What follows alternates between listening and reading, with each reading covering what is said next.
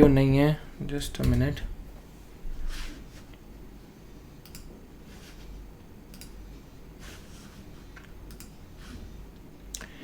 Is the audio fine now? Okay, there was some audio issue. So, good evening everyone. In today's class, we are going to talk about. Just a minute.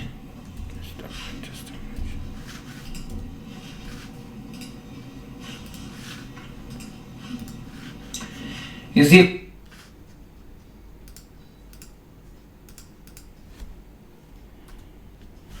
okay? So, is it fine now, everyone? I'm so sorry. I was not keeping a tab on your comments. So हम क्या करेंगे कि एक तो as a follow up to the news that I announced the other day that we will be having a classes on Zoom from tomorrow onwards. But a negative side could be that there could be no recorded version of the Zoom classes, Zoom Meet classes that we would be having. So Zoom Meet classes वगैरह पे हम कल से start करेंगे classes. My team is checking out the functionality if we can have the recorded version of the classes afterwards as uploaded on the class, uploaded on your Vimeo class dashboard, right? So one of the students had asked a doubt as to what is the meaning of bank rate. So I'm going to explain bank rate in just 2 minutes. Bank rate is the rate at which RBI lends money to the banks without any sale of securities, without sale of securities or without any collateral. Clear?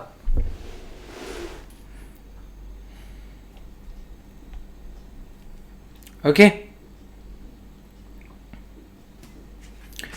Marginal standing facility क्या होता है? She had asked the difference between marginal standing facility and bank rate.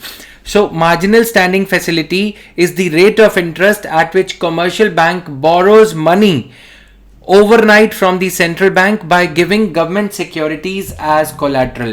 इसमें collateral क्या होता है? कुछ deposit करना. Marginal standing facility is the facility in which government securities are kept as collateral. Okay, so this is there. Now, is it fine for everyone?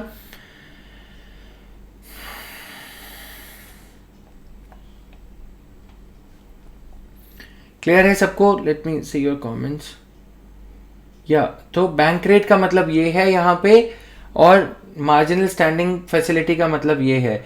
Bank rate के अंदर अब तुम पूछोगे कि क्या होता है. Bank rate is the rate at which the central bank is ready to purchase the financial instruments that are covered under section 49 of RBI act. Okay, clear? Section 49 वाला पॉइंट जिन लोगों ने नहीं भी नोट कर रखा वो नोट कर ले तो उनके लिए अच्छा रहेगा. I can see your comments parallelly now.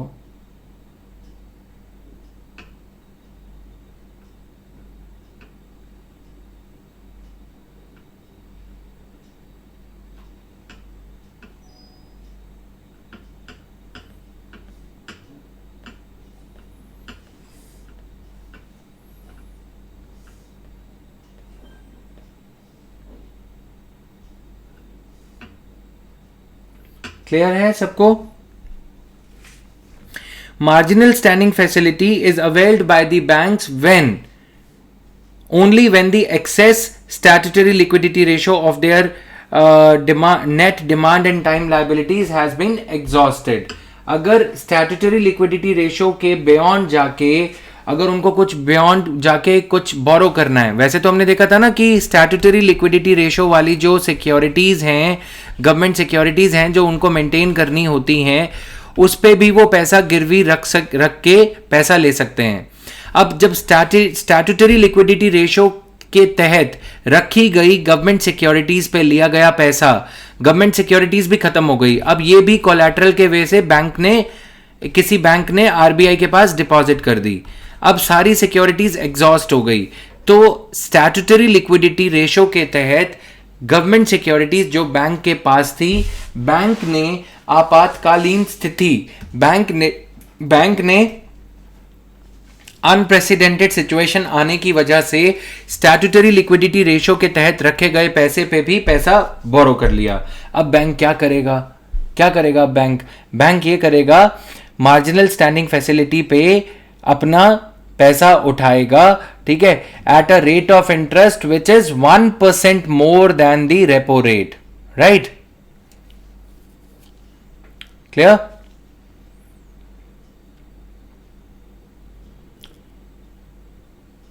Clear है?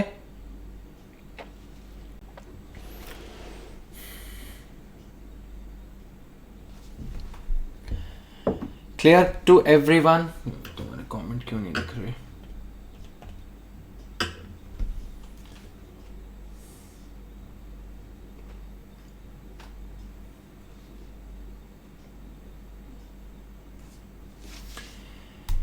Yes, bank rate is for longer term, marginal standing facility is for overnight.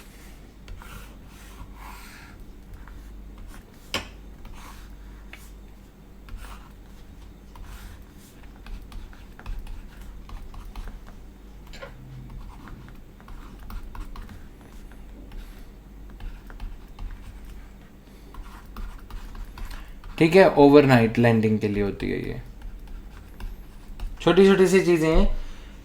Bank rate is the, अब सुन लो, bank rate is the rate, bank rate is the rate at which RBI lends money to the banks, at which bank rate is the rate at which RBI lends money to the banks for a longer term, right, for a longer term at a rate which is 1% higher than the rate of marginal standing facility.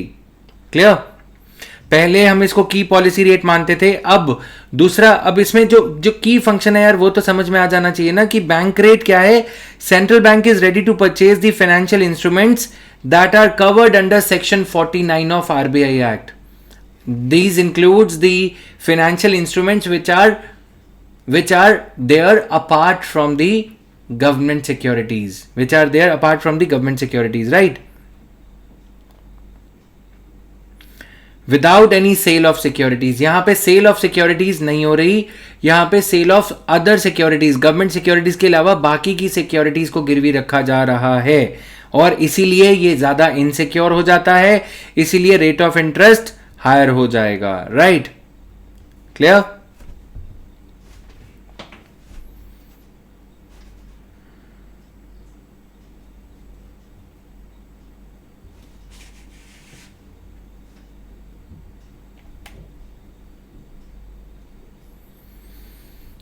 Clear है सबको?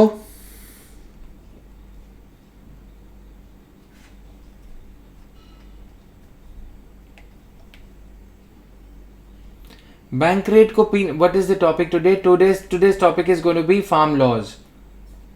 Farm laws. Princey, is it clear to some extent?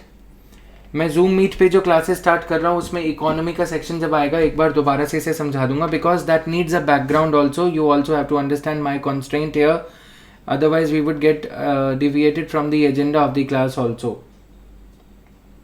अब देखो ये cooperative securities का role क्या होता है बच्चे. मैं जब इकोनॉमी की कुछ क्लासेस लूंगा डेफिनेटली उसमें हम इकोनॉमिक सर्वे को एक बार रिवाइज करेंगे फटाफट से, ठीक है? तो सारा कुछ जो है एक बार छोटे छोटे जो आपके डाउट्स हैं बैंकिंग सेक्टर के डाउट्स पे एक क्लास रहेगी, फिर फिस्कल पॉलिसी के सेक्शन पे एक डाउट क्लास रहेगी, फिर स्कीम्स एंड पॉलिसीज पे एक डाउट क्लास रहेगी, उसमें you can ask your queries. Clear? Clear?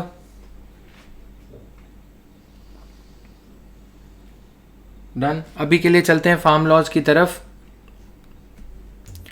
So topic for the day is farm law ordinances. What 3 laws were amended by the government. Farm laws के तहत कौन कौन से 3 कानून सरकार ने अमेंड किए थे, right? Clear? The farmers have been demanding the scrapping of 3 laws. तो Farmers Produce Trade and Commerce Promotion and Facilitation Act. Farmers Produce, इस बिल का जो नाम है Farmers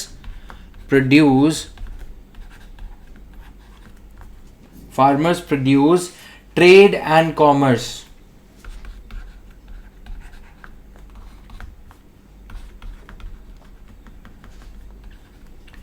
Promotion promotion and facilitation act. Okay, facilitation act 2020, this has become an act and the government is not relenting. Okay, सो ये इनका broad agenda था सरकार का कि क्या क्या काम इसमें करने हैं, वो सारा कुछ आज हम थोड़ा सा डिस्कस करेंगे. Just 1 minute.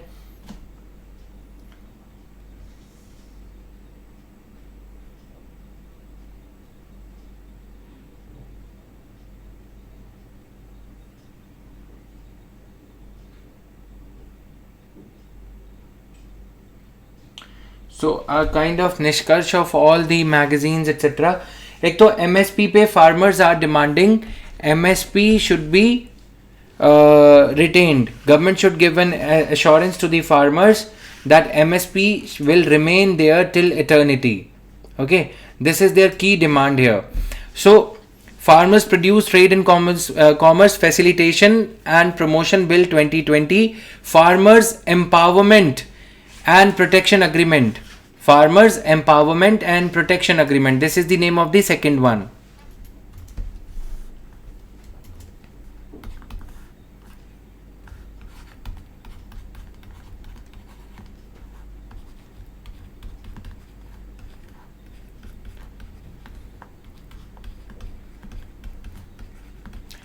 Farmers Empowerment. Farmers Empowerment. Please write down. Bracket start कर देना एम्पावरमेंट से. Empowerment and protection agreement. Empowerment and protection agreement of price assurance and farm services bill.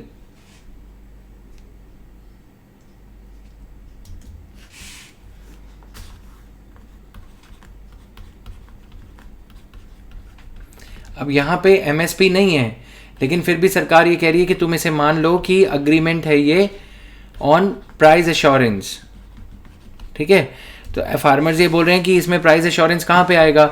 इसमें सरकार क्या कर रही है, what the government is going to do is price assurance के वे से चीज़ों को रिटेन करके रखेगी सरकार. कुछ ऐसे कि प्राइवेट कंपनीज को ये कहा जाएगा कि आप इससे नीचे प्राइस नहीं दे सकते, राइट. बट प्राइवेट कंपनीज क्या सरकार की मानेंगी या नहीं मानेंगी, that is a moot question here, right. तीसरा जो अमेंडमेंट किया है सरकार ने, price assurance and farm services bill. सबने पूरा लिख लिया.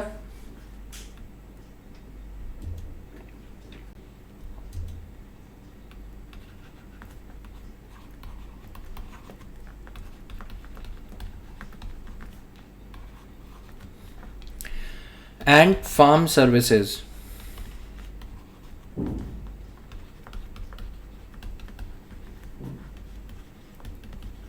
Bill has now become an act, but लिख लो इसको बिल या एक्ट, जो भी लिखना है, ठीक है. एक्ट लिख लोगे तो बढ़िया है.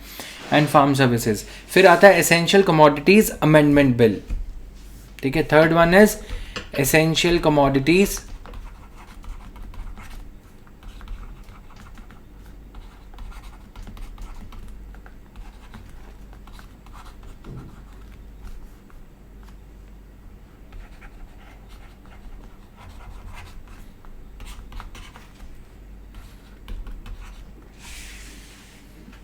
Okay, so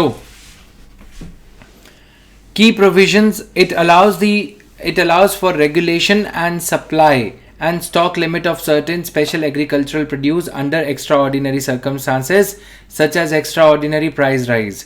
तो अब इसमें क्या है कि सरकार ने ये कहा है कि आप जो है कितनी भी लिमिट तक क्या कर सकते हो. कोई अगर एसेंशियल कमोडिटीज अमेंडमेंट बिल के तहत जो अमेंडमेंट्स करी गई हैं, अगर अदानी या अंबानी कितने भी फूड ग्रेन्स स्टोर करना चाहें तो वो कर सकते हैं. There is no upper limit on storage of food grains in our country now. Okay, this is what is leading to problems here, right.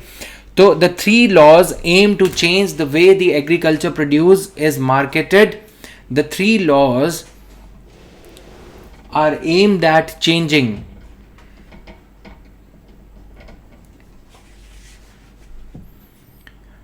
Okay. जो पहला बिल है उसको भी लिख लेना, दूसरे को भी. पहले ही एक जनरल लाइन है, the 3 laws are aimed at changing the way the agricultural produce is marketed, is first of all stored, marketed and sold. The way the agricultural produce is stored,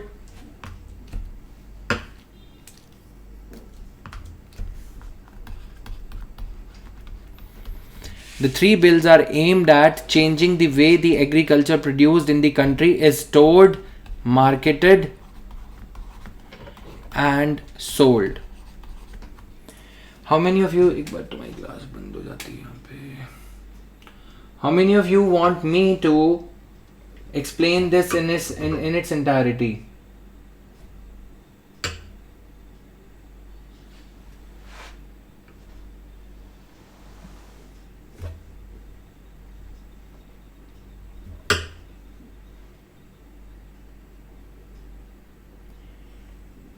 Princey, haven't you covered the basic economics yet? तुम में से कितने लोगों को फटाफट, sorry.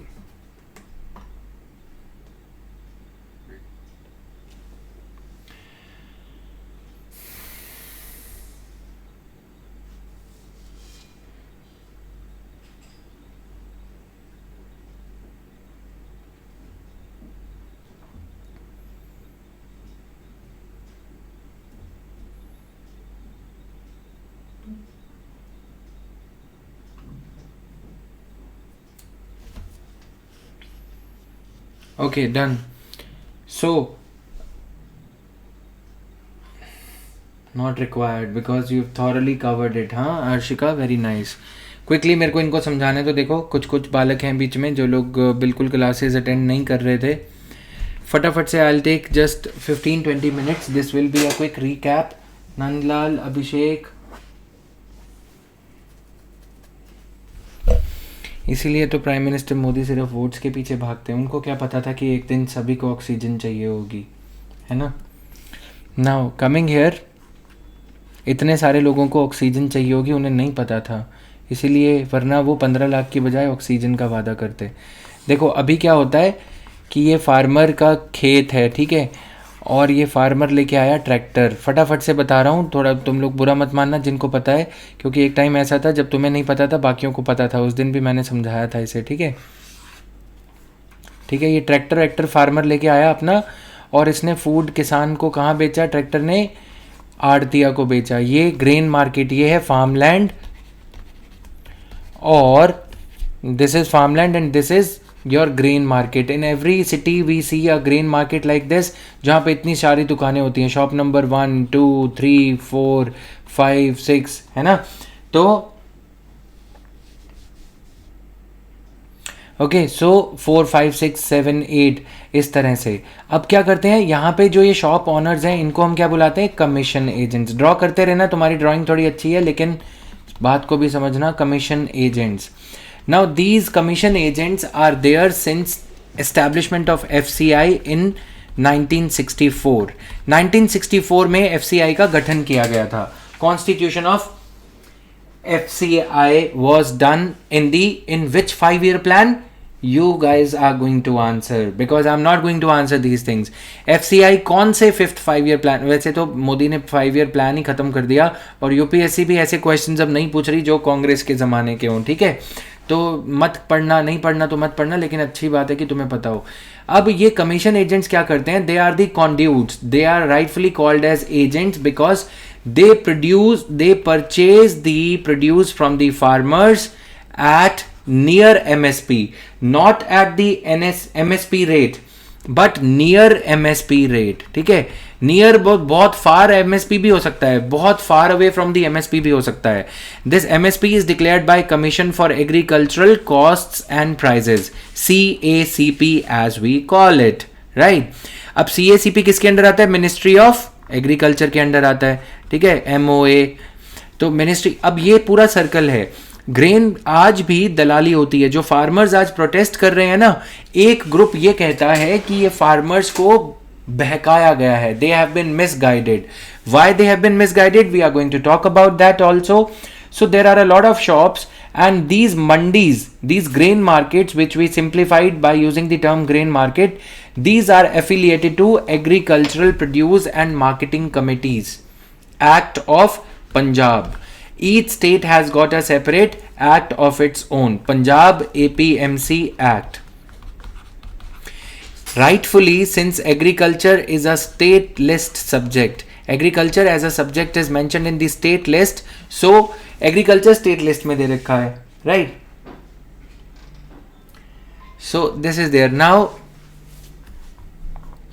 coming here, अब यहाँ पे क्या दिक्कत है कि ट्रैक्टर मेरे जैसी नहीं बनती, थोड़ी और अच्छी बना दूं मैं. नाउ स्टेट लिस्ट में एग्रीकल्चर सब्जेक्ट दे रखा है, तो राइटफुली एपीएमसीज या एग्रीकल्चर से जुड़ा कोई भी सवाल है तो वो स्टेट गवर्नमेंट को मैनेज करना चाहिए. State government is the right authority, right. लेकिन ये फार्मर्स की हालत आज कुछ ऐसी है. 2 पॉइंट्स हैं इसमें बच्चों, दोनों पॉइंट्स को समझना कि एक तो सही बात है कि फार्मर्स आज फ्री हो जाएंगे, फार्मर्स वुड बी फ्रीड. आज फार्मर अगर ये ट्रैक्टर को डाइवर्ट करके सनी देओल की तरह बोले कि मैं निकला गड्डी लेके और सक्कू के पास चला जाए, मान लो अगर ये फार्मर ये कहे कि मुझे ट्रेडर को नहीं बेचना, मुझे डायरेक्टली ये फार्मर को ये गुड्स एक्सपोर्टर को बेचनी है, तो वो अलाउड नहीं है. Because each farmer is tied. पूरा देश आज़ाद है लेकिन आज फार्मर बंधुआ मजदूर है. किसका बंधुआ मजदूर है? कमीशन एजेंट्स का. कमीशन एजेंट्स ये नहीं होने देते. अगर मान लो ये फार्मर मंडी एपीएमसी मार्केट ये है, इसका नंबर 72, अगर वो 72 को छोड़ के 73 में चला जाएगा तो 73 का जो प्रेसिडेंट है, हर कमीशन एजेंट मंडी का, हर एपीएमसी मंडी का एक प्रेसिडेंट इलेक्ट होता है. चुनाव होते हैं, जैसे तुम्हारी क्लास का मॉनिटर इलेक्ट होता है, कॉलेज में प्रेसिडेंट इलेक्ट होता है, वैसे इस मंडी का एक प्रेसिडेंट इलेक्ट होता है. अब अगर मान लो कि वो इनको आड़तिया कहा जाता है हिंदी में, ARHTHIA, आड़तिया, ठीक है, आड़त की दुकान है, सुना होगा कुछ लोगों ने नॉर्थ इंडिया में. तो they are called commission agents in English and आड़तिया इन हिंदी. अब अगर ये आड़तिया नंबर 400 के पास चला गया, मान लो ये किसान, ठीक है, तो कमीशन एजेंट 400, और वो क्या करेगा? प्रेसिडेंट की दुकान पे फोन करेगा, प्रेसिडेंट को ये बोलेगा, प्रेसिडेंट भी कमीशन एजेंट है, वो मंडी के प्रेसिडेंट को फोन करेगा कि ये फार्मर जो पहले राजपुरा में जाता था, वो फार्मर आज पटियाला मंडी में ग्रेन क्यों बेचने आया है. अब ये प्रेसिडेंट ऑफिस से कॉल जाएगा राजपुरा ग्रेन मार्केट में प्रेसिडेंट को, और ये मंडीज, दोनों मंडीज आपस में ओलिगोपोलिस्टिक हैं. ये इसका अनाज नहीं परचेज करेंगी. क्यों नहीं परचेज करेंगी? क्योंकि ये जो फार्मर है इसका नाम है ज्ञान सिंह. ये ज्ञान सिंह कहाँ पे रजिस्टर्ड है? इस मंडी में रजिस्टर्ड है. इस मंडी में क्यों रजिस्टर्ड है? क्योंकि एफसीआई इससे डायरेक्टली परचेज नहीं करती. ये एफसीआई को जानता नहीं है, एफसीआई इसको नहीं जानती. एफसीआई इसको जानती है कमीशन एजेंट के थ्रू, और इसकी प्रोड्यूस इस कमीशन एजेंट को ही बिकेगी. इसी तरह से हर एक कमीशन के पास 25-50 जमींदार बंधे हुए हैं. वो अनाज पैदा करेंगे, राइस पैदा करेंगे, राइस ग्रो करेंगे, उसी के पास बेचेंगे, राइट. वीट, बाजरा, मिर्ची, whatever they are producing, they are required to sell it to a particular commission agent. If they go to commission agent 2, commission agent 2 would refuse. Such is the unity, or you can say the oligopolistic control of all these farmers. If they happen to cross over to the other state, let's say if a farmer of Punjab living in a border town of Punjab, border town in the neighborhood of Haryana, if he goes to Haryana farmers would also refuse. But ऐसा नहीं है कि वो refuse करेंगे, लेकिन refuse कर देते हैं. क्यों कर देते हैं? इसके पीछे एक बड़ा रीजन ये है, informal financial structure in our country. In our country the financial structure that we have, the means of finance, they are not connected to the formal banking system. And for every cropping season, farmers have been borrowing, depending upon their land holding size, 20,000 to 2 lakh rupees for purchase of seeds, fertilizers, tube wells, marriages, tractors, repair of tractor, harvester or any asset. अगर किसी farmer को अपने घर का renovation भी करवाना होता है तो वो कमीशन एजेंट से पैसा ब्याज पर लेते हैं. And commission agents, because of this reason, they don't allow the farmer or zamindar to go from one farmer to another, because today if commission agent let's say Rakesh Kumar, commission agent Rakesh Kumar and Sons is entertaining the zamindar Gyan Singh, who is otherwise the zamindar of Harichand and sons. ठीक है, हरिचंद का अगर ये जमींदार है, अब ये जमींदार जो है अपनी साइड बदल रहा है. इसने राकेश कुमार के पास चला गया, जबकि इसने हरिचंद के 50 लाख रुपए या 25 लाख रुपए कर्जा देना है. ये 25 लाख कर्जा कैसा हुआ? एक तो बेटे को कनाडा भेजा था, वो बेटा निकम्मा निकला, या फिर लड़की की शादी करी थी तो दहेज के लिए पैसे लिए थे. किससे? बैंक ने तो दिए नहीं. किसने दिए? कमीशन एजेंट ने दिए. कमीशन एजेंट ने क्यों दिए? क्या कमीशन एजेंट बेवकूफ है? नहीं. कमीशन एजेंट ने इसके स्टैम्प पेपर, जमीन के कागजात अपने पास रख लिए दबा के. वो जो बिस्तरा बिछा होता है ना कमीशन एजेंट, लाला जी की दुकान पे वाइट कलर की वो गद्दी होती है, जो पूरा गद्दा बिछाया होता है, स्टैम्प पेपर इसके पास रख लिए. आज ये जमीन करोड़ों रुपए की है. अब जमींदार अपने आप इसके पास जाएगा. किसके पास जाएगा? Commission agent. उस कमीशन एजेंट के पास जिसने उसे पैसे उधार दिए थे. कमीशन एजेंट ने जिस किसान को पैसे उधार दिए थे, किसान उसी के पास जाएगा. क्यों? क्योंकि किसान के पेपर दबे हुए हैं, है ना. और किसान को 36%, 3%, 4% पर एनम पे ब्याज पे पैसा दिया जाता है. 3%, 4% पर एनम पे पैसा दिया जाता है. Now this is the big problem. Farmers are in the state of debt. पुश्तैनी कर्जा चलता हुआ आ रहा है. नाउ अब गवर्नमेंट ने सेंट्रल गवर्नमेंट ने बार बार, ठीक है, ये इकोनॉमिक्स यहां पे समझ में आ गई कि तुम मुझे, अब एफसीआई कमीशन एजेंट से क्यों डील करती है? क्योंकि हमारी कंट्री में लाखों करोड़ों फार्मर्स हैं, और उन फार्मर्स के साथ अगर एक फार्मर के साथ एफसीआई डील करेगी तो एफसीआई को अपने एम्प्लॉयज़ बढ़ाने पड़ेंगे. फार्मर्स अनपढ़ हैं, नॉट सो वेल अवेयर हैं. उनसे नेगोशिएट करना, जट्टों की बातों को समझना और यादवों की बातों को समझना और जाटों की बातों को और पाटीदार्स की बातों को समझना और उनसे निपटना एफसीआई के बस की बात नहीं है. समझ रहे हो ना. तो एफसीआई के जो इंस्पेक्टर्स आते हैं, जो अनाज को देखते हैं, चेक करते हैं कि क्या ये राइस का प्राइस इतना होना चाहिए, क्वालिटी के हिसाब से एफसीआई फार्मर्स को पैसा देती है. किनके थ्रू? कमीशन एजेंट्स के थ्रू. कमीशन एजेंट को ये बोला गया है कि आपको मिनिमम सपोर्ट प्राइस पे 1850 रुपीज पर क्विंटल पे आपको फूड ग्रेन्स परचेज करने हैं. अब कमीशन एजेंट बोलता है कि ये तो बेस्ट ग्रेड ए का प्राइस है. कमीशन एजेंट फार्मर को बोलता है एफसीआई हमसे तुम्हारा ये फूड ग्रेन, ये वीट, जो कि मिनिमम सपोर्ट प्राइस 1850 होना चाहिए, लेकिन एफसीआई इसे हमें 1200 रुपये से ज़्यादा नहीं देगी इसके लिए. फार्मर बोलता है चलो 1200 दे दो. अब ये कमीशन एजेंट क्या करता है? 1600 या 1700 रुपये में एफसीआई को बेच देता है. 400 रुपये का मार्जिन खुद रख लेता है. फार्मर की कमाई का हक खुद रख लेता है. तुम तो बोलोगे ये तो गलत है, फिर मोदी सरकार ने बहुत ठीक किया है. गलत क्या किया है? दिक्कत ये है कि जब तक आप formal system of financing for banks for farmers नहीं ले आते वाया बैंक्स, जैसे कि पहल की गई किसान क्रेडिट कार्ड. लेकिन किसान क्रेडिट कार्ड के बारे में अगर किसी फार्मर से पूछो कि क्या तुम्हें उचित पैसे मिल जाते हैं, वो बोलेगा घंटा मिल जाते हैं. राइट. मैं थोड़ा लेमैन लैंग्वेज में बात कर रहा हूँ क्योंकि तुम्हारा भी इंटरेस्ट बना रहेगा, मेरा भी. वो बोलेगा चवन्नियाँ अठन्नियाँ मिलती हैं, मतलब वो सिक्के मिलते हैं जो आज कुछ काम के नहीं रहे. 10,000 20,000 अगर आप किसी फार्मर को दे रहे हो, वो भी उन फार्मर्स को जो जमींदार खुद हैं, जिनकी खुद की जमीन है. अगर कोई किसान ठेके पे जमीन, किराए पे जमीन लेके किसी के लिए काम कर रहा है तो फिर क्या फायदा? उसको तो किसान क्रेडिट कार्ड से क्रेडिट मिलेगा नहीं. वो जाएगा कमीशन एजेंट के पास. कमीशन एजेंट उसकी चमड़ी उधेड़ लेगा 36% रेट ऑफ इंटरेस्ट लगा के, 40% रेट ऑफ इंटरेस्ट लगा के. तो फार्मर जीवन भर अनपढ़ मेहनत करता रहेगा और कमीशन एजेंट उसकी कमाई का फल खाता रहेगा. जबकि क्यों बनाए गए थे कमीशन एजेंट? कमीशन एजेंट को 0.15% कमीशन मिलती है. अगर 1800 रुपए का एक क्विंटल ग्रेन उसने बेचा है तो 1800 रुपए का ग्रेन में बेचा है तो उसका 0.15% सिर्फ उसे मिलना चाहिए एफसीआई के थ्रू. लेकिन उसे करोड़ों मिल जाते हैं. क्यों? क्योंकि वो किसान से चूना लगा ले रहा है.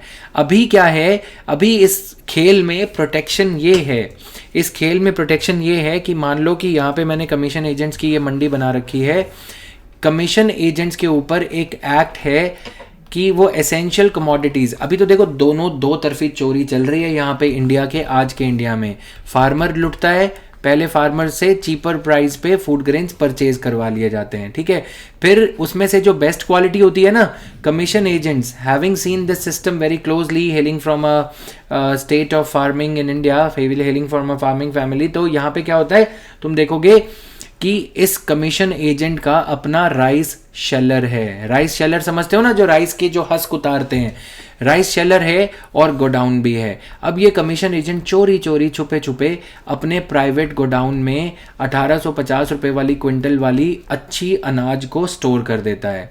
जब राबी सीजन चला जाता है, अप्रैल मई जून का, सर्दियों में अनाज ज़्यादा कंज्यूम होता है इंडिया में, ठीक है, तब ये 2500 रुपये पर क्विंटल के हिसाब से फूड ग्रेन्स बेच देता है। पूरी एग्रीकल्चरल इकोनॉमिक्स तुम्हें समझा दे रहा हूँ आज। 2500 रुपये, इसको क्या बोलते हैं हम? होर्डिंग, जो स्टोर करने की प्रक्रिया है, यानी कि कालाखोरी, जमाखोरी, ठीक है। और जब ये महंगा होके बेचने की जो प्रक्रिया है उसे क्या बोलते हैं? Black marketing. जैसे आज ऑक्सीजन में ब्लैक मार्केटिंग तुम सुन रहे हो, ये है ब्लैक मार्केटिंग। अभी तो बच्चों ये जो एक्टिविटी है एसेंशियल कमोडिटीज एक्ट के तहत काफ़ी लिमिटेड चल रही है। क्यों? क्योंकि आप फूड ग्रेन्स एक लिमिट से ज़्यादा नहीं स्टोर करते, चोरी छुपे कर लोगे। लेकिन अब क्या कर रही है मोदी सरकार? बढ़ाओ व्यापार, अदानी के गोडाउन्स लग रहे हैं।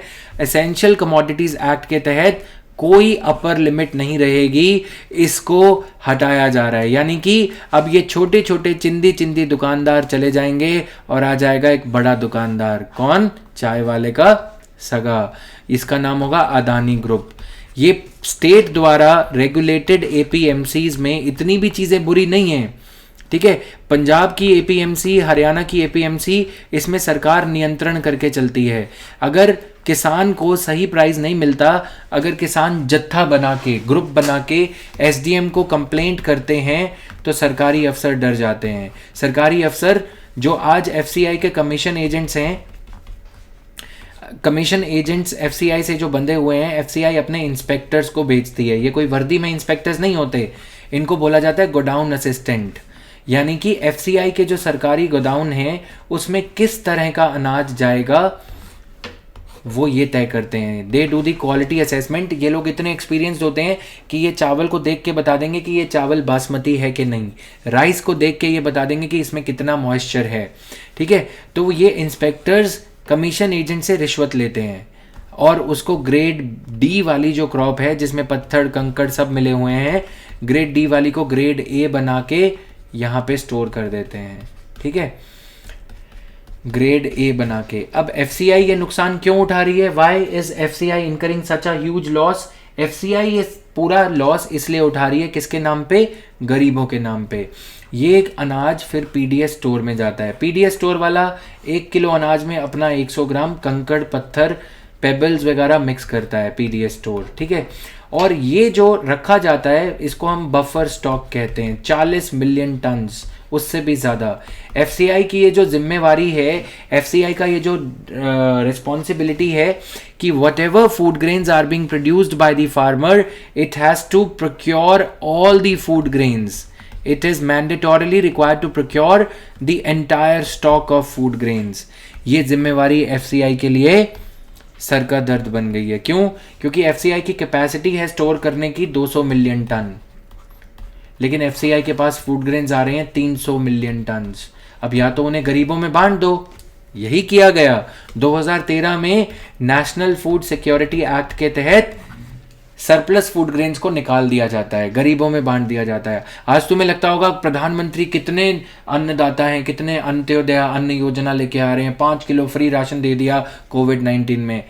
कुछ नहीं है ऐसा, क्योंकि एफसीआई के पास स्टोरेज कैपेसिटी नहीं है।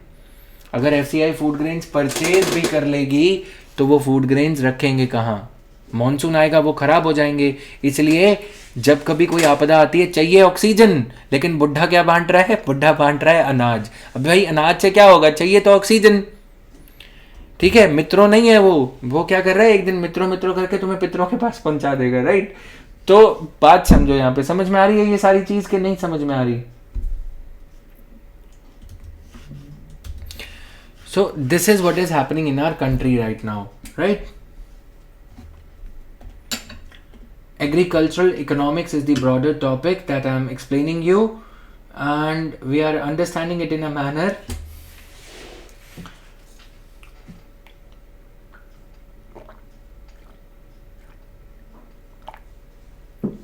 yes, he is. I mean, it is good also. It's better to distribute the surplus food grains. But कभी देखा है जब चाहिए था, मतलब जब चाहिए था अनाज, जब चाहिए थी श्वास, तब तुम योगा करवाते थे. अब जब अनाज चाहिए तब तुम योगा की बात करते थे. जब योगा करने की बात, ऑक्सीजन की बात आ रही है, तब तुम बोल रहे हो अनाज ले लो. ठीक है, तो ये सारी चीज़ें हैं.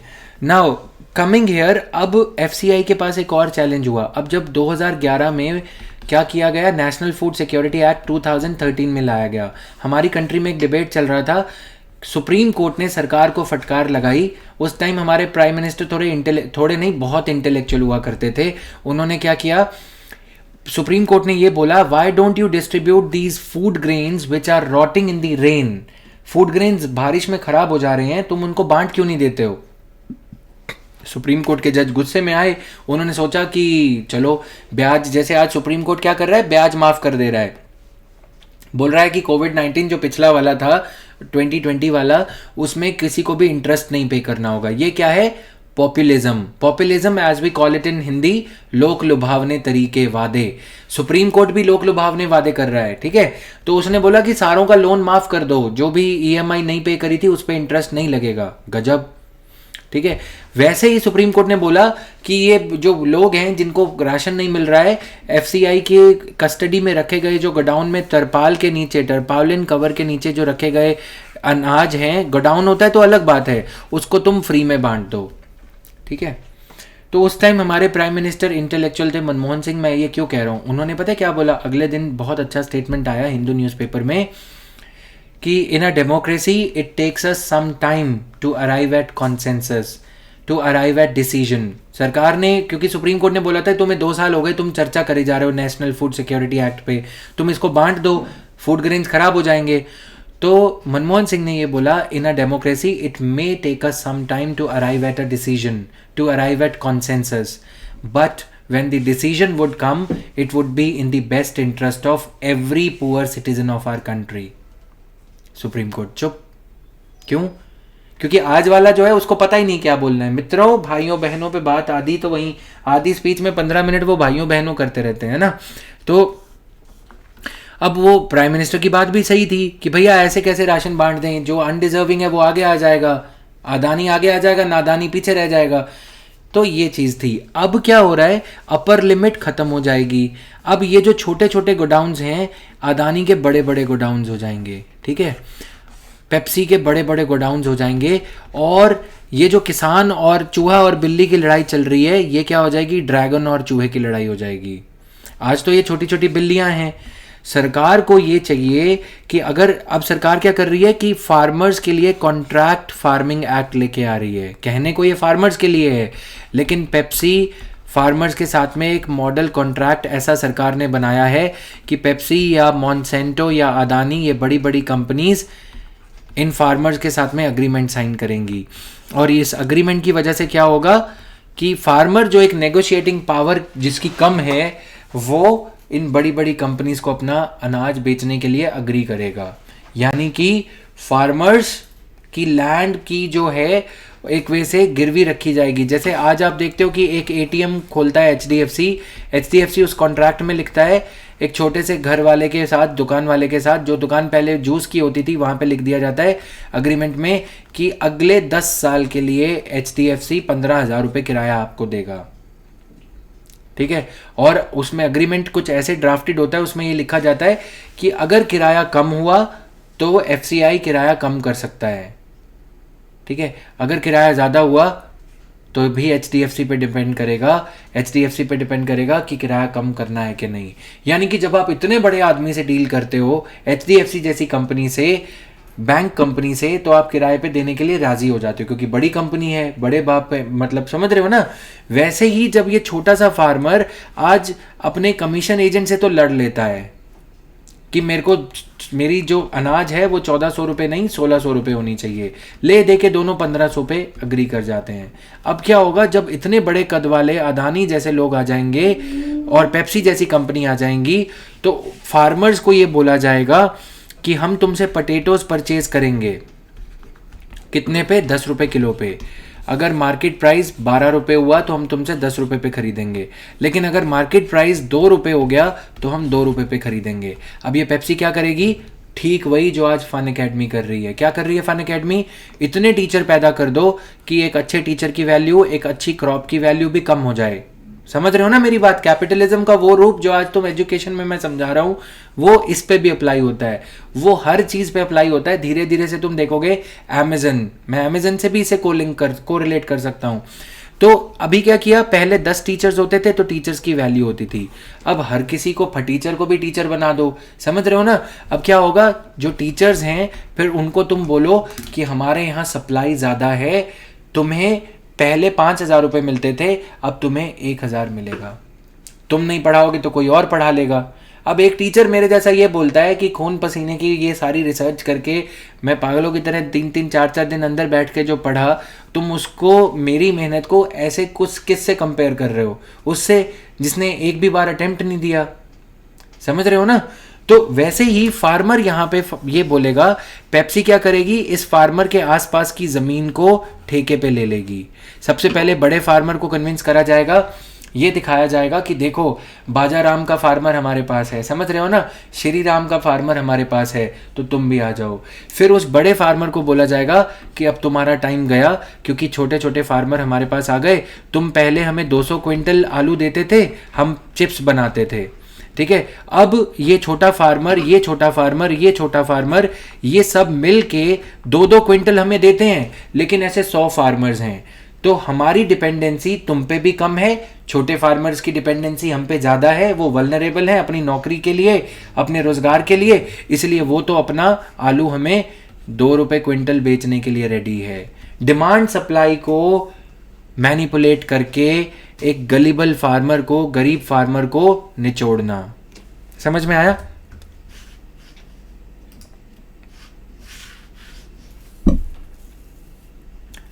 क्लियर? समझ में आया? तो ये सारा खेल चल रहा है। ये जो बड़ी बड़ी कंपनीज आ रही हैं, ये अपना कैपिटल पहले इतना ज़्यादा लगा देंगी कि किसी फार्मर को, जो बड़े फार्मर को कन्विंस करने के लिए, अभी छोटे छोटे फार्मर्स को क्या मिल रहा है, आज छोटे छोटे फार्मर्स को 1800 रुपये क्विंटल सरकार दे रही है, लेकिन ये जब आएंगी कंपनीज अपने आप को अट्रैक्टिव दिखाने के लिए, जैसे तुम्हारी जीवन में कोई लड़का या लड़की आती है, पहले अपने आप को अट्रैक्टिव दिखाने के लिए क्या करती है वो लड़की, बहुत अच्छी दिखाती है, शिष्टाचारी, तुम्हारी केयर करने वाली, ये सब है ना। फिर जब जिंदगी में आ जाता है कोई, तो क्या करता है वो लड़का क्या करेगा, तुम्हारे को रूडली बात करेगा, ये सब करेगा, है ना। तो सेम वैसे ही पेप्सी वगैरह क्या करेंगी, 1800 रुपये की बजाय ये दिखाएंगे कि सरकार के 1800 रुपये की जगह हम तुम्हें 2500 रुपये देते हैं। जब सारे फार्मर्स कॉन्ट्रैक्ट साइन कर लेंगे, उसके बाद क्या होगा, रीनेगोशिएट होगा। कैसे रीनेगोशिएट होगा?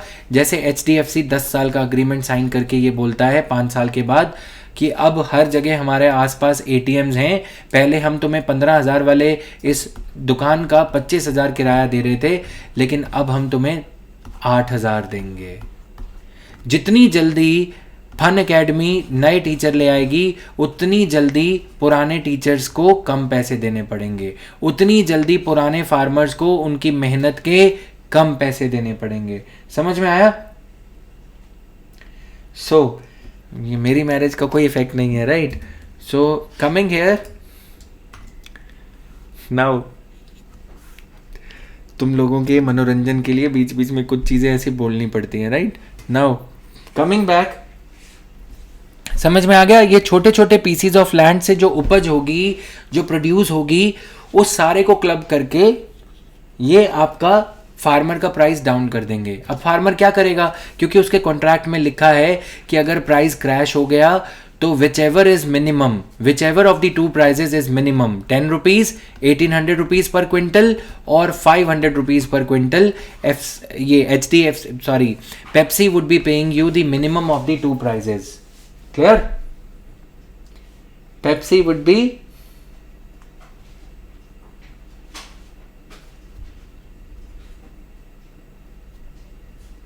सो दिस इज देयर.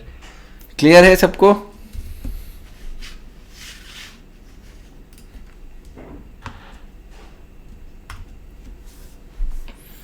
तुम लोग ना कहाँ की बात कहाँ जोड़ देते हो, right?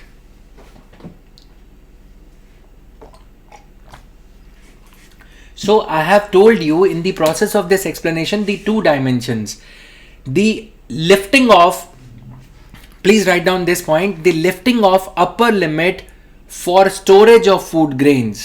The lifting up of, lifting मतलब हटा देना, lifting of upper limit for storage of food grains.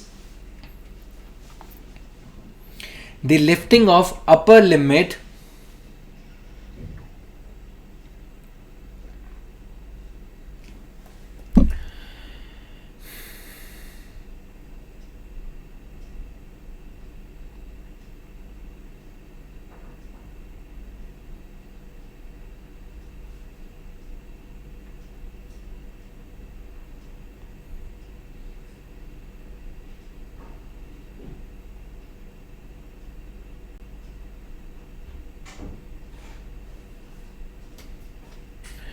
the lifting of upper limit for storage of food grains by amending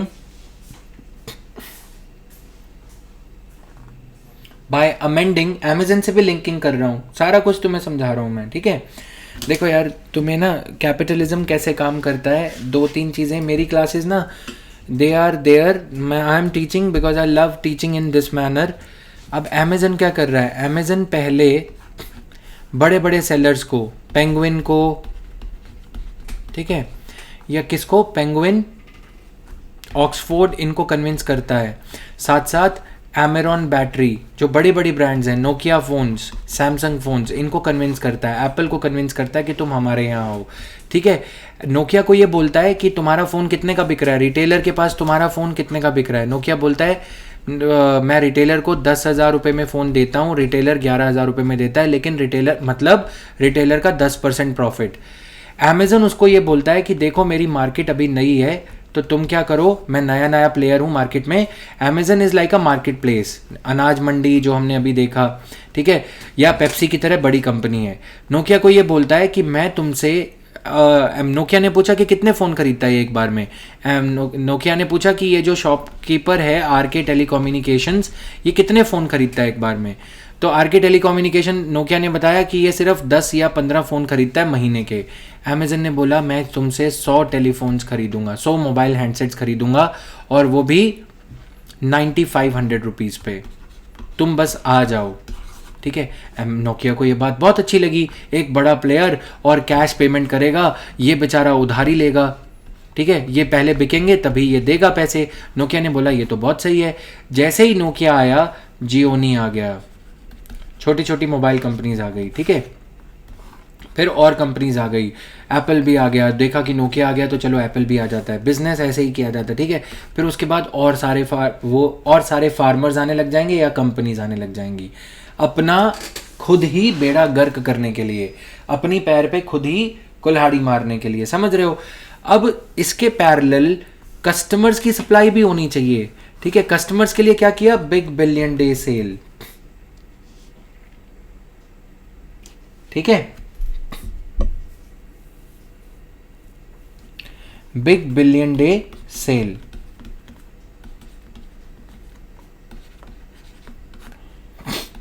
अब बिग बिलियन डे सेल में क्या है कि 1 lakh items for sale, lightning deal. अब customer भी भाग आया, ये तो बहुत अच्छी चीज़ है. लेकिन अब आप देखोगे कि जब जियोनी और सैमसंग और ये सारी कंपनीज आ गई तो नोकिया की नेगोशिएटिंग पावर कम हो गई.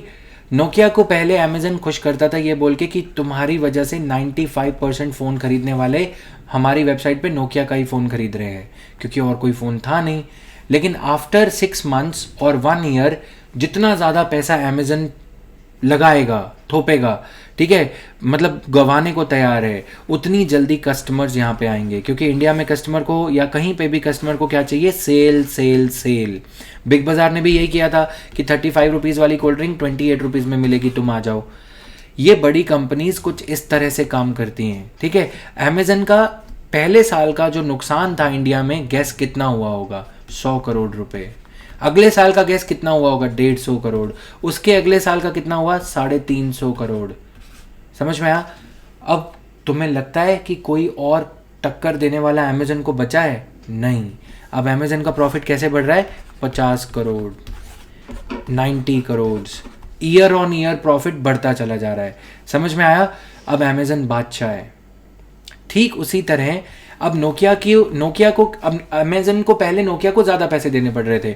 अब नोकिया को बोला कि look dude, the total sales of mobile phones on Amazon is 10 lakh handsets and you are contributing just 10% of the sale. So for your handsets being sold on Amazon, we will pay you only 6,000 rupees, but we will increase the quantity. Instead of 100, we will purchase 1,000 from you. Nokia बोलता है क्या करूं? Amazon is तो platform था, Amazon is the only seller, Amazon is the only marketplace where I can sell my mobile phones. Nokia has no option but to accept it. Amazon की negotiating power ज़्यादा हो गई। और ये तो है बड़ी कंपनी नोकिया का या सैमसंग का या एप्पल का हाल। जियोनी को तो जीने नहीं देते ये लोग। समझ में आया? जियोनी जैसी कंपनी जिसका हैंडसेट 6,000 रुपये का बिकता है, उसको बोला जाता है कि हम 3,000-3,500 रुपये में खरीदेंगे और खरीदेंगे 500 या 1,000, 50% प्रॉफिट। समझ में आया? इसी तरह ये कम करते हैं। अब धन अकेडमी क्या कर रही है? हमारी धन्नो प्यारी क्या कर रही है? धन अकेडमी क्या कर रही है? बाजाराम से टीचर लेके आ रही है। ठीक है, उन बाजाराम वाले टीचर्स को शो पीस के वे से लाया जाता है, फिर थोड़े टाइम के बाद वो टीचर्स चले जाते हैं। क्यों?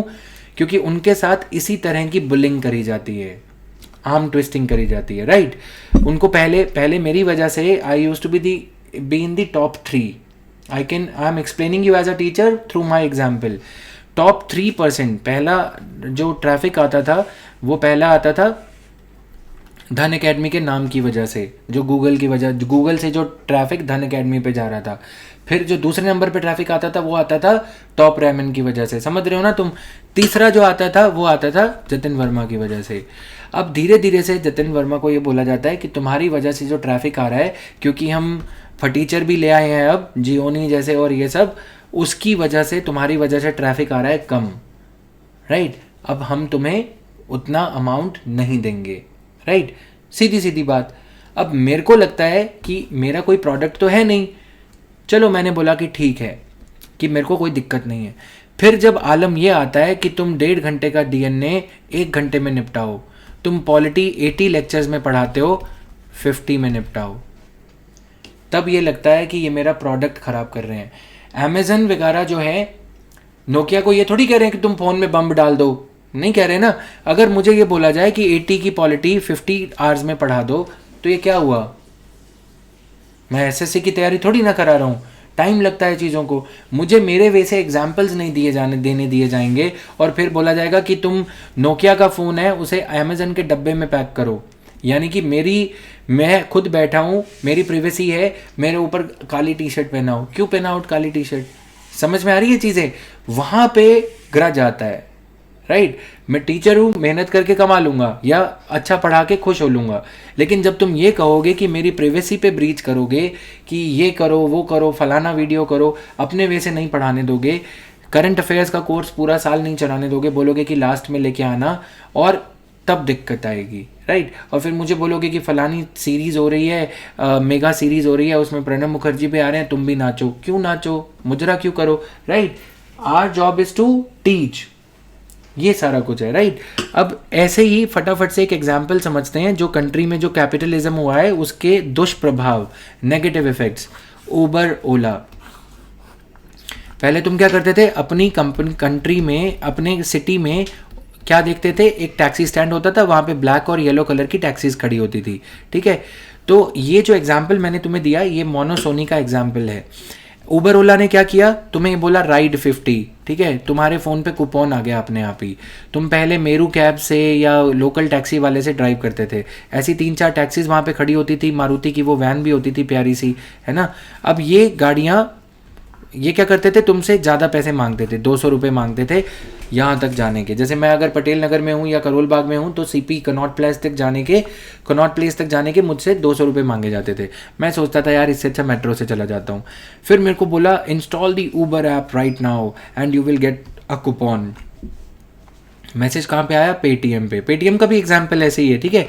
तो इन्होंने क्या किया, ऊबर ऐप मैंने इंस्टॉल करी। मुझे बोला कि आप अपने घर से पटेल नगर से सीपी तक जाओगे फ्री में, फ्री राइड, कूपन कोड लगाओ, फ्री राइड, फ्री ऊबर। और मैंने बोला यार ये तो बहुत अच्छी ऐप है। बोले कि अपने दोस्तों को शेयर करो, 50 रुपये मिलेंगे। ये भी सही है। अब मैंने शेयर करना शुरू कर दिया। तो धीरे धीरे कैब वालों को बोला कि तुम अगर दिन की 10 राइड पूरी करते हो, इधर से कैब वालों को ऊबर के प्लेटफॉर्म पे लाया जा रहा है, उधर से कस्टमर को फ्री में चीज़ें दी जा रही हैं, जैसे अमेजन लाइटनिंग डील करता है। ये दोनों पहुंच गए यहाँ पे, ठीक है। मैराथन वीडियोस मतलब, अच्छा एनीवेज, ठीक है। अब ये दोनों यहाँ पे आ गए। अब आप देखते हो आपकी जो एरिया है वहाँ से टैक्सीज धीरे धीरे गायब होती जा रही हैं, ठीक है। और ज़्यादा से ज़्यादा कस्टमर, सबके फ़ोन में ऊबर आ ही चुकी है। जो ऑफिस जाते हैं, जो घूमने जाते हैं, जो गर्लफ्रेंड को बॉयफ्रेंड को लेके जाते हैं, अब ऊबर क्या करता है, राइड 50 हो गया मल्टीप्लाइड बाय 50, ठीक है। जो तुम्हें राइड पहले 200 रुपये में लोकल टैक्सी वाला देता था, आज उसके ऊबर चार्ज करता है 300 रुपीज़। और गलती से अगर तुम्हें उसी सीपी में, कनॉट प्लेस में या मॉल में शाम को जाना है तो सर्ज चार्ज लगा देता है, सर्ज प्राइसिंग। कितना? 400 रुपये।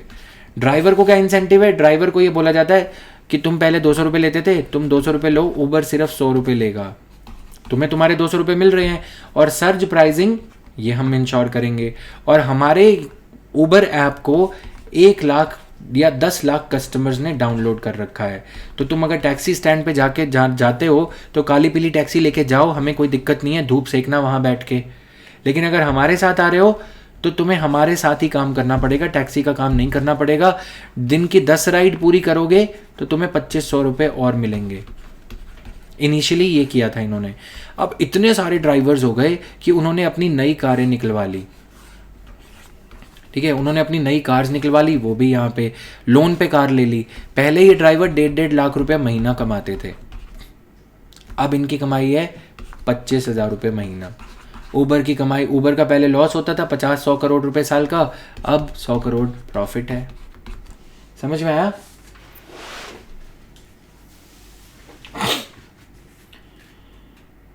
क्लियर? पहले 50% कूपन लगता था, अब कोई कूपन नहीं है। अब बस ये है कि तुम यहाँ जाओ और यहाँ पे ये हो रहा है, वहाँ बारिश हो रही है, वेदर अपडेट्स भेजता है ऊबर तुम्हें कि तुम अपने बॉयफ्रेंड गर्लफ्रेंड को लेके जाओ, मम्मी पापा को घुमाने लेके जाओ, ब्ला ब्ला ब्ला। बस ठीक उसी तरह एग्रीकल्चर में ये चीज़ें करी जा रही हैं। किसानों को लुभावने वादे किए जाएंगे, फार्मर्स को, ठीक है।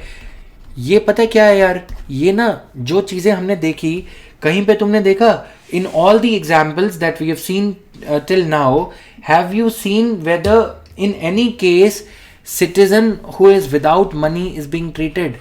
There is no free lunch in this world, ठीक है। अब इन फार्मर्स को ये बड़ी बड़ी कंपनीज, अदानी ग्रुप वगैरह, कंप्यूटर के थ्रू या बिना कंप्यूटर के क्या कर रहे हैं कि तुम हमारे साथ कॉन्ट्रैक्ट साइन करो, हम तुम्हें ज़्यादा पैसे देंगे, ठीक है। और यहाँ पे सरकार जो उनकी एक बड़ी क्लाइंट है, सरकार को ये वादे किए जा रहे हैं कि तुम हमारे लिए ये सिचुएशन क्रिएट करो कि एसेंशियल कमोडिटीज़ एक्ट को अमेंड कर दो, अनलिमिटेड फूड ग्रेन स्टोर करने दो, हम तुम्हारी क्या बढ़ा देंगे, फूड प्रोसेसिंग कैपेसिटी बढ़ा देंगे। बात बिल्कुल ठीक है। सबसे बड़ा चैलेंज पता है क्या है? आज अदानी की जगह यहाँ पे FCI है, ठीक है।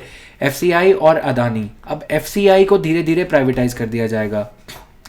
जो यहाँ का प्रोड्यूसर है ना, वो इस बात को समझता है। पता है क्यों समझता है, क्यों इतना रेजिस्टेंस हो रहा है? एक वेस्टेड इंटरेस्ट, मैं यहाँ पे वेस्टेड इंटरेस्ट टर्म को पॉजिटिव वे में तुम्हें समझा रहा हूँ। वेस्टेड इंटरेस्ट कब डेवलप हो जाता है?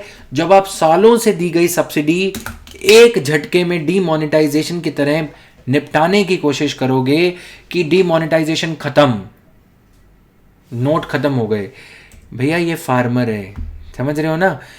MSME को अपनी फ़ोन MSME खुद बेच लेती थी। RK टेलीकॉम वाले को तुमने मिनिमम सपोर्ट प्राइस नहीं दिया था कि 10 फ़ोन बेचोगे हम इतने में खरीदेंगे। यहाँ पे एक फार्मर है जो सालों से 1960s से मिनिमम सपोर्ट प्राइस पे निर्भर है, डिपेंडेंट है। अब उसने एचिलीज हील डेवलप कर लिया है, जब हम बैठ जाते हैं ना, ज़्यादा खून जम जाता है, अब वो बैठा है एमएसपी मिल ही जाएगा, मेरे को सिर्फ प्रोड्यूस करना है, ठीक है। तो उसको वो जो स्टेटस को है वो उसको हिलने नहीं दे रहा। बात उसकी ठीक है, नोबडी लव्स अनसर्टेनिटी, है ना। तुम्हें ये बोला जाए यूपीएससी का पैटर्न चेंज होगा, तुम बोलोगे, ये भी बोला जाएगा ना इजी हो जाएगा, तुम बोलोगे अरे धत मेरे अटेम्प्ट के बाद करना, मैं तैयारी कर चुका हूँ, मेरे को मेरे बारी रहने दो, इजी होगा टफ होगा मेरे लिए तो टफ होगा, क्यों? क्योंकि मैं उसी सिस्टम को जानता हूँ, है ना बात सही।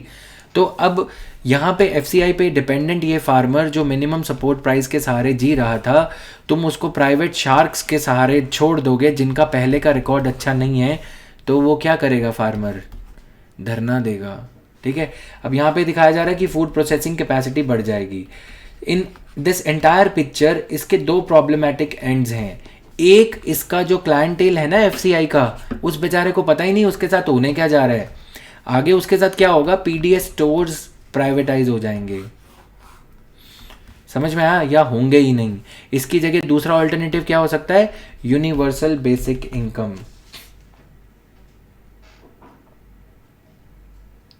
ठीक है।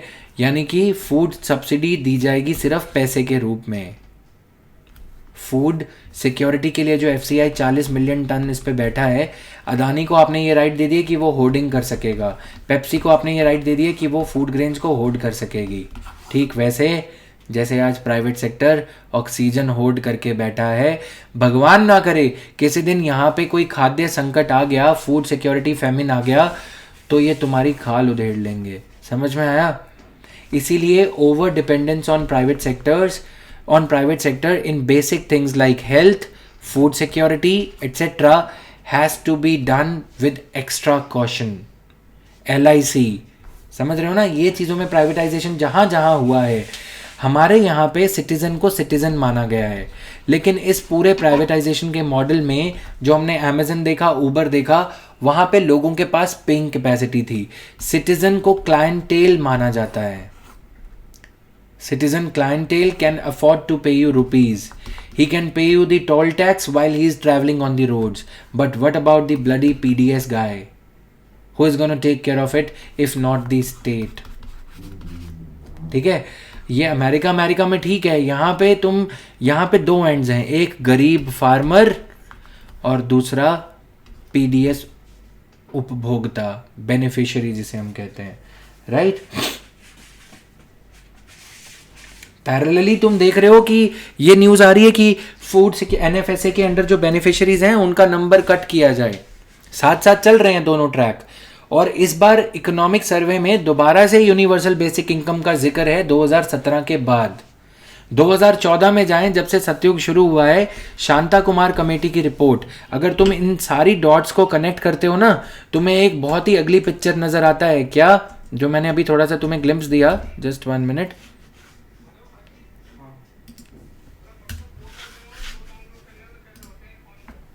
देखो यहाँ पे क्या है, 2014 में शांता कुमार कमेटी रिपोर्ट ये कहती है डिसमेंटल एफसीआई को अबॉलिश कर दो। 2016 में एमएसपी दिया गया, लेकिन रो के दिया गया। 2019 तक उसे ड्रैग किया गया। चलो इस इवेंट को हम इवेंट नहीं मानते। 2020 में सरकार आई, हनीमून पीरियड माने जाते पहले 2-3 साल। 2019-20 में जब सरकार आई तो इन्होंने फार्मर्स ऑर्डिनेंसेस ला दिए। 2017 के इकोनॉमिक सर्वे में यहाँ पे लिख रहा हूँ, यूनिवर्सल बेसिक इनकम का आइडिया फ्लोट किया गया। 2020 में 21 में पैरेलली ये आइडिया आ रहा है एनएफएसए बेनिफिशियरीज का नंबर कम कर दो। अगर इन सारी चीज़ों को तुम एक साथ जोड़ के देखो तो क्या निष्कर्ष निकलता है, क्या कंक्लूजन निकलता है?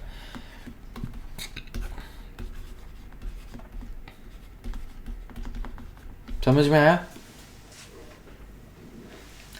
आज हमने इसकी थोड़ी सी नेगेटिव साइड समझी, कल इसकी पॉजिटिव। 3 रिफॉर्म्स है ना। पहला रिफॉर्म ये कहता है कि फार्मर की लैंड कॉन्ट्रैक्ट पे कंपनीज एक्वायर कर सकेंगी। दूसरा जो है एसेंशियल कमोडिटीज एक्ट में अमेंडमेंट। दूसरा क्या है?